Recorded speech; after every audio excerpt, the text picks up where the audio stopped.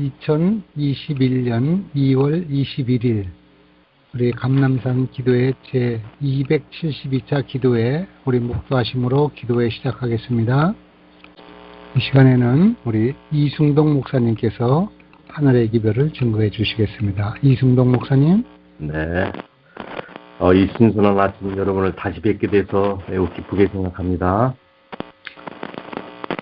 코로나19 이후에 가장 큰 변화는 아마 예배 변화가 아닌가 생각합니다. 비대면 비접촉을 빌미로 성도들 사이에 간극이 벌어졌고 이 방송 매체를 통한 예배가 일반화되어가는 현실입니다. 여러분, 예배는 선택입니까? 의무입니까? 이런 시대적 상황 속에서 오늘 저는 예배에 대한 처절한 열망을 가졌던 사도행전의 한 인물에 대해서 설교하려고 합니다. 그러나 아쉽게도 그에게는 이름이 없습니다. 익명의 크리스찬입니다. 설교를 들으신 후 여러분께서 그에게 적당한 이름을 하나 붙여주시길 바랍니다. 익명의 크리스찬, 그 사람은 누구인가? 사도행전 8장 27절, 간닥의 모든 국고를 맡은 큰 권세를 가진 넷입니다. 이디오피아의 모든 국고를 맡았다 하는 것은 아마 요즘으로 말하면 경제부총리쯤 되는 사람이겠죠. 맥밀란이라는 학자는 여왕 다음가는 서열의 권력자였다라고 주석을 했습니다. 그렇다면 아마 이디오피아에서 가장 바쁘고 중요한 사람같이 보입니다. 그런 사람이 왜 예루살렘에 올라갔습니까? 27절 예배하러라고 되어 있습니다. 한 가지 뚜렷한 목적이 하나님을 예배하기 위해서라는 것입니다. 아시는 것처럼 이디오피아는 우상천국인 나라입니다. 잡신국가에서 그런 환경에서 신앙을 한다는 것, 특별한 일입니다. 게다가 예루살렘에서 이디오피아까지는 물경 1500km, 왕복으로 말하자면 3000km 이상이나 된 먼 거리입니다. 그 신자들이 교회를 빠지는 주요 이유 중에 하나는 바빠서입니다. 그리고 멀다는 이유입니다. 그러나 내실을 생각해보면 우리가 바쁘다, 멀다고 하는 것은 핑계에 불과하다는 사실입니다. 예루살렘을 위하여 평안을 구하라. 예루살렘을 사랑하는 자는 형통하리로다. 하나님은 교회를 존중히 여기는 자를 존중히 여기십니다. 하나님은 예배를 존중히 여기는 자를 존귀하게 여기십니다. 이 넷이가 예배하러 예루살렘에 올라갔지만은 교회에서 환영을 받았습니까? 넷이 혹은 이방인은 이방인의 뜰 이상까지 그 이상은 입장을 허용하지 않습니다. 입장 불가입니다. 아마 예배하러 그렇게 먼 곳을 찾아갔지만은 요즘으로 말하면 본당으로 들어가지 못하고 먼 발치에서 예배를 드렸던 것 같습니다. 멸시나 괄시 정도가 아니라 아예 예배 자체를 거부당한 것입니다. 그토록 큰 갈망을 가지고 성전에 올라왔는데 안에 들어가 예배를 드리지 못하고 마당만 밟고 예배를 드리는 기분이 어땠겠습니까? 이 아침 우리는 내시의 믿음을 생각해 봅니다. 우리는 어떻습니까? 교회가 멀다고, 비가 온다고 안 가고, 설교가 마음에 안 든다고 교회를 안 가고, 알아주는 사람이 없다고 교회를 안 가고. 여러분, 그때마다 내시를 생각해 보시길 바랍니다. 괄시나 멸시나 푸대접 이런 것에 그는 관심이 없었습니다. 교회의 마당만 봤더라도 그것을 큰 영광으로 여겼습니다. 이것이 내시의 교회를 향한 사랑이요 믿음이었습니다. 성경은 말합니다. 그 길은 광야라 그랬습니다. 이디오피아에서 유대 나라까지 거의가 다 광야길입니다. 이스라엘 광야를 가보신 분들은 압니다. 풀 한 폭이 나무 한 그루 없는 황량한 벌판입니다. 단 한순간도 괴로운 것입니다. 낮에는 40도 이상의 폭염이 내리쪼이고 밤에는 거의 빙점 가까이 떨어지는 편차가 큰 그런 광야길입니다. 흙과 모래와 먼지가 뒤범벅인 그런 환경입니다. 그가 예배를 마치고 광야로 돌아가는데 선지자 이사야의 글을 읽더라 그랬습니다. 우리가 주로 여행할 때 읽는 책들은 가벼운 책들입니다. 그는 내쉬는 병거 위에서 성경을 읽고 있습니다. 당시의 성경책은 우리가 요즘같이 이렇게 간편하고 단순하고 핸디한 그런 성경이 아니라 두루마리 성경입니다.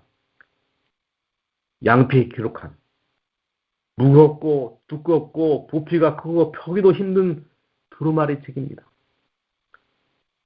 강야길에서 마차 위에서 땀과 먼지가 날리는 마차 위에서 그는 성경을 읽고 있습니다. 우리 시대의 약점이 무엇입니까? 풍요함 때문인지 말씀에 간절함이 없습니다. 잠언 8장 17절에 나를 사랑하는 자들이 나의 사랑을 입으며 나를 간절히 찾는 자가 나를 만날 것이다 라고 말씀하고 계십니다. 우리가 하나님의 말씀을 멀리하면 하나님도 우리를 멀리하십니다. 신앙의 깊이란 연륜과 필요하지 않습니다. 오래 다녔다고 신앙이 저절로 깊어지는 것이 아닙니다. 간절함과 신앙은 비례하는 것입니다. 읽는 것을 깨닫느냐? 빌립이 다가가서 말했을 때 그가 대답합니다. 해석해 주는 사람이 없는데 어찌 알 수 있으리요? 당시 설교라고 하는 것은 율법을 그냥 쭉 읽어주기만 하는 것이었습니다. 해석해 주는 이가 없었습니다. 내시가 읽고 있는 그 말씀은 바로 이사야 53장 예수님께서 고난을 당한다고 하는 고난을 예고한 장입니다. 성전에 올라가 어렴풋이 들었으나 내시는 잘 그 말씀을 이해하지 못했습니다. 빌립은 간절히 말씀을 사모하는 내시에게 고난의 장 이사야 54장을 3장을 하나하나 풀어 설명을 해주었습니다. 빌립의 영안이 열렸습니다. 가슴이 뜨거워졌습니다. 감격의 눈물이 옷깃을 타고 흘러내렸습니다. 비로소 그가 그리스도를 만난 것입니다. 사도행전 8장 36절 길 가다가 물 있는 곳에 이르러 내시가 말하되 보라 물이 있으니 내가 침례를 받음에 무슨 꺼리낌이 있느냐. 그가 대답하기를 나는 예수 그리스도가 하나님의 아들이심을 믿나이다.